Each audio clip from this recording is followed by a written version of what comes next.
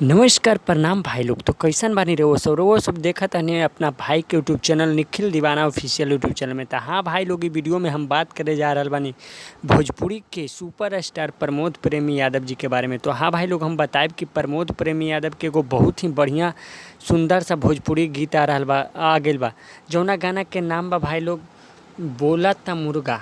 इ गाना सुबही में रिलीज कर दिया गया बा। हमरा वीडियो बनावे में कुछ दिक्कत रहे, यही कारण वीडियो ना आयल रहे। हम बताए भाई लोग कि गाना के गैले रहे प्रमोद प्रेमी यादव जी, और उनकर साथ दिले बानी नेहा राज जी।